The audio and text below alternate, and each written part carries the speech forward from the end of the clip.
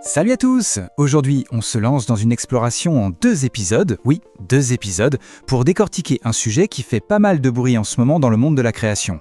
On va parler de ces nouveaux modèles d'IA vidéo qui, attention, prétendent raisonner. Rien que ça. Tout est parti d'une annonce de Luma AI qui a vraiment secoué la sphère tech. Ils ont lancé Redfree en le présentant carrément comme le premier modèle de ce type au monde. La promesse, une véritable révolution.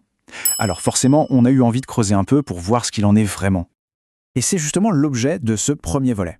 On va se poser la question, est-ce qu'une IA qui raisonne a pour autant une mémoire infaillible? Vous allez voir, on va découvrir ensemble la puissance assez incroyable de cette technologie, mais aussi ses failles, et elles sont plutôt surprenantes.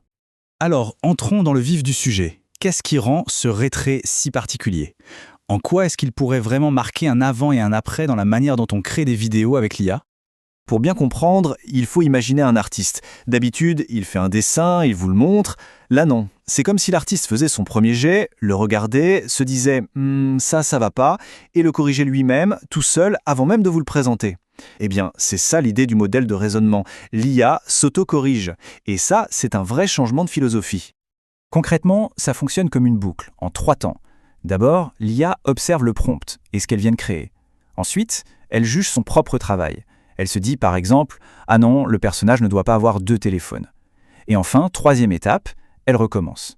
Elle jette la version ratée et en génère une nouvelle, améliorée. Et tout ça de manière autonome. C'est la grande promesse, des résultats beaucoup plus justes, sans avoir à repasser derrière à chaque fois. Mais attention, ce fameux raisonnement, ce n'est que la pointe de l'iceberg. Ray 3 arrive avec toute une panoplie de fonctionnalités de niveau professionnel, de la vidéo HDR qualité studio, une simulation physique hyper poussée, une meilleure cohérence des personnages et des objets, et même un mode brouillon pour aller plus vite. Bref, tout un attirail pensé pour les créatifs. Bon, tout ça, c'est la théorie. C'est beau sur le papier. Mais maintenant, on va tester la bête.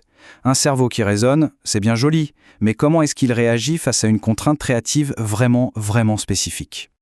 Et pour ça, on va lui donner un défi, un vrai test de résistance. Générer un personnage qui doit, d'un bout à l'autre, n'avoir qu'un seul brin. C'est un test classique, mais redoutable. Pourquoi? Parce que les IA ont appris sur des millions d'images de personnes avec 2 bras. Lui demander de maintenir une particularité physique comme ça, c'est un peu comme lui demander d'oublier tout ce qu'elle sait.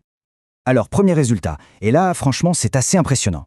Ray 3 génère le personnage, et pendant quelques secondes, la contrainte est parfaitement respectée.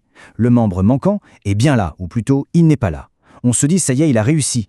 Mais le soulagement est de courte durée. Dès qu'on demande au personnage de faire une action, de bouger un peu, patatras. La mémoire de l'IA semble flancher.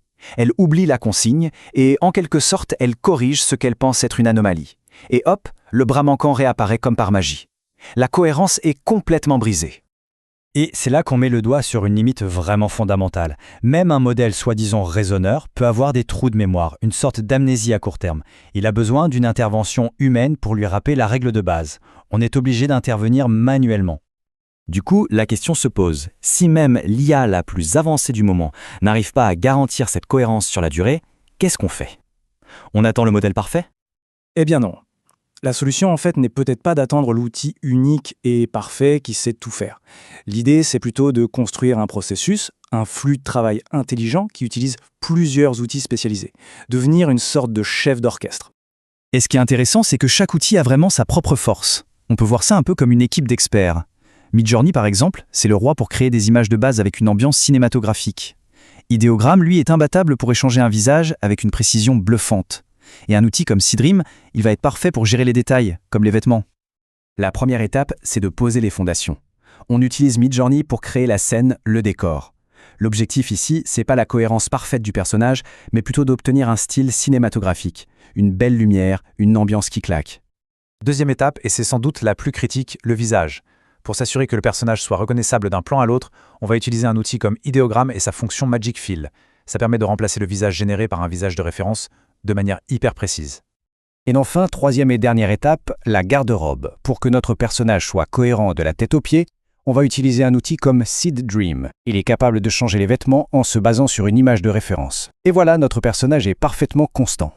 Et vous voyez, en découpant le problème en petites étapes bien définies, une limitation qui semblait hyper frustrante se transforme en fait en un défi créatif tout à fait surmontable. On passe de « l'IA n'arrive pas » à « voici comment je vais faire pour que ça marche ». On reprend la main. Alors, qu'est-ce qu'on peut tirer de tout ça? Quelle est la vision d'avenir pour la création assistée par IA? En fait, on assiste à un vrai changement de mentalité. D'un côté, on a la promesse d'un seul modèle magique, tout en un, mais qui reste un peu une boîte noire avec ses propres défauts. Et de l'autre, on a une approche plus modulaire, un flux des travails où on combine des outils spécialisés, ce qui nous donne un contrôle beaucoup plus fin et transparent sur le résultat final. Le point clair à retenir, c'est ça. Le vrai contrôle créatif à l'ère de l'IA, il ne vient pas de l'attente de l'outil parfait. Il vient de notre capacité à construire des pipelines, des flux de travail intelligents. C'est ça qui redonne le pouvoir au créatif. Et d'ailleurs, c'est exactement ce flux de travail qu'on va décortiquer pas à pas dans notre deuxième et dernier épisode. Au final, la puissance n'est pas tant dans l'outil, mais dans le processus qu'on invente. La question n'est plus seulement « qu'est-ce que l'IA peut faire pour moi ?», mais plutôt « qu'est-ce que je vais construire avec ces outils ?» La balle est dans notre camp.